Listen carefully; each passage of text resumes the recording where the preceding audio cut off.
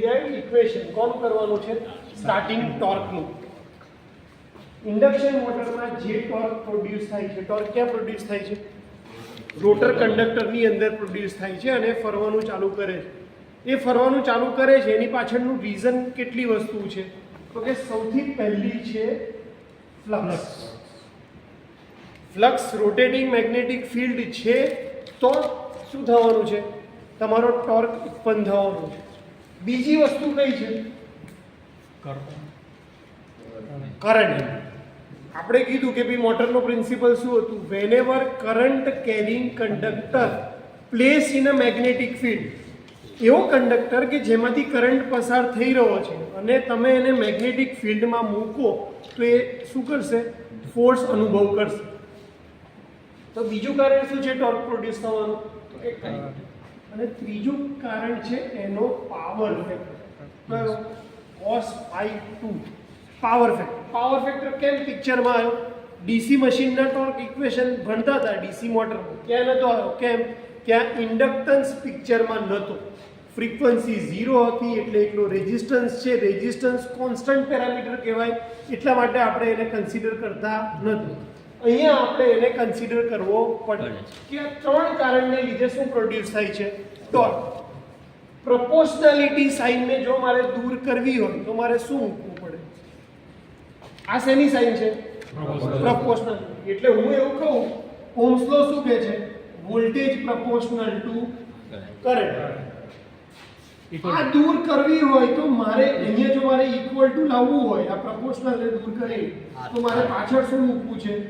કોઈ constant term મૂકવી પડે તો પ્રોપોર્શનાલિટી દૂર થાય. એટલે પ્રોપોર્શનાલિટીને દૂર કરવા માટે આપણે કઈ ટર્મ લખશું? કે કોઈ એક કોન્સ્ટન્ટ છે જેનાથી મને શું મળશે? એક્ઝેક્ટ વેલ્યુ મળશે. કોની? તો કે ટોર્કની. ફ્લક્સ એઝ ઇટ ઇઝ એની કોઈ ફોર્મ્યુલા નથી આપણી પાસે આ શોધવાની. I2 ની ફોર્મ્યુલા શું છે? તો કે કરંટ શેના લીધે પ્રોડ્યુસ થાય? E2/Z2. અને cos ∅2 ની ફોર્મ્યુલા શું છે? તો કે R2/Z2. તો હું ટોર્ક ઇક્વલ ટુ શું લખી શકું? તો કે K ∅ ઇન્ટુ અહીંયા E2 ડિવાઇડેડ બાય શું થઈ જશે? તો કે R2² પ્લસ કયો ટોર્ક છે? સ્ટાર્ટિંગ છે એટલે આમાં S આવશે નહીં. R2 ઇન્ટુ X2 નો સ્ક્વેર. ધારો કે આ જ ટોર્કની ઇક્વેશન રનિંગ માટે હોત તો હું X ની સાથે S લગાડ, E2 ની સાથે S લગાડ, પણ સ્ટાર્ટિંગમાં S ની વેલ્યુ કેટલી હોય? 1 સ્ટાર્ટિંગમાં. કેમ? કારણ કે S ઇક્વલ ટુ શું હતું? NS minus NA upon NS. સ્ટાર્ટિંગમાં N એક્ચ્યુઅલ ઇક્વલ ટુ 0 હોય, NS અપોન N એટલે આ કેટલી થઈ જાય? 1. મલ્ટીપ્લાય બાય આપણે શું કરશું? R2 Z2 ની જગ્યાએ હું પાછું શું લખીશ? R2 નો સ્ક્વેર પ્લસ X2 નો સ્ક્વેર. એટલે ફાઇનલ ટોર્કની ઇક્વેશન શું બનશે? તો કે K times ∅ times E2 into R2 divided by કેટલા આવશે?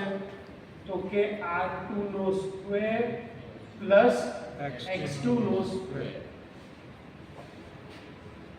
અંડર રૂટ નીકળી ગયું. ધારો કે હું એવું લખું કે √3 મલ્ટીપ્લાય બાય √3 તો કેટલા થઈ ગયા? 3. તો અહીંયા શું થઈ ગયું? √of R2² plus X2² multiply √of R2² plus X2². એ નીકળી ગયું. અહીંયા શું થઈ ગયું? R2 નો સ્ક્વેર વત્તા X2 નો સ્ક્વેર. આ બંને વચ્ચે જગ્યા છે. રાત્રે નહીં દેખે. તો સ્ટાર્ટિંગ ટોર્કની ઇક્વેશન મારી કઈ આવી? કે જો મારે સ્ટાર્ટિંગ ટોર્ક કેલ્ક્યુલેટ કરવો હોય તો મને આટલી વસ્તુ ખબર હોવી જોઈએ. આ કરી નાખો એટલે આપણે આની મેક્સિમમ સ્ટાર્ટિંગ ટોર્ક કઈ રીતે મળે એ ઇક્વેશન નીકળી ગઈ. ચાલો તો આપણો નેક્સ્ટ